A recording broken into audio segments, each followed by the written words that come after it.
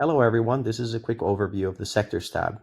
The Sectors tab can be used in order to explore Dealroom's taxonomy more closely, in order to understand different segments, their subsegments, as well as to sort the segments in different ways, for example, in order to find out which segments are hot right now. Actually, if we look at the main screen, which comes up after we click at Sectors right now, we will see that there's a list of segments which are by default sorted by the sector rank.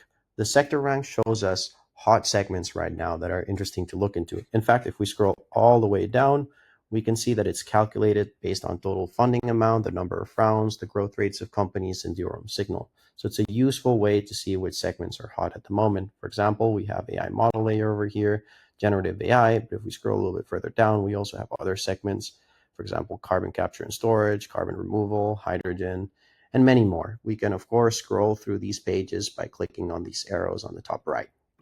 One of the most interesting uses of the Sectors tab, besides looking at hot segments or sorting by any other of the many columns we have here, such as number of unicorns or funded companies, is to actually pick specific industries or segments where we want to look into and go a little bit deeper. For instance, if we take AI, which we can just click over here instead of just writing it in the box, which we can also do, we'll do that later, we will see a list of different segments within AI, sorted again by the sector rank. So over here we have generative AI, Gen AI computing layer, photonics, and many more. If we want to explore these closer, we can also click into these specific segments to open up a sector page. But going back into our main page, I quickly wanted to show you, for example, the AI model layer segment. So if we click over here, we come into the sector page, and in the sector page, we can obviously click on companies and just get a list of the companies, or on unicorns and get a list of the unicorns. But if we scroll down and look through these different charts, we will also see things like VC investment, combined enterprise value, or interesting startups that are sorted here by the Dealroom signal, or breakouts or scale-ups, which can help us discover companies that match with our investment criteria or preferences. If we scroll all the way up, there are also multiple tabs here that we can explore in each one of these segments.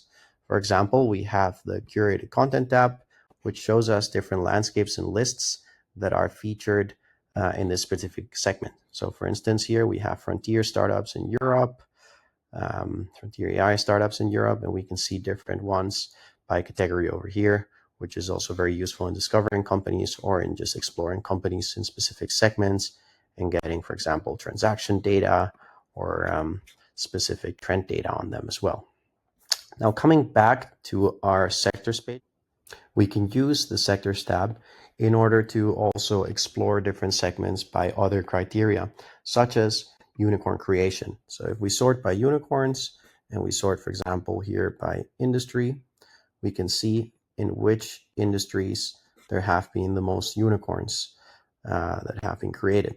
So here we have enterprise software in spot one, fintech, health, transportation, marketing, cybersecurity. We can also look at number of funded companies. We can look at total investment and many other things. So if we click on some of these categories up here, it can help us also navigate this table in different ways and find different angles to analyze the data. Well, I hope this was helpful. And if you have any questions about how to use a sectors tab or anything else, please feel free to reach out to us or use the chat button here in the bottom right. Thank you very much for listening.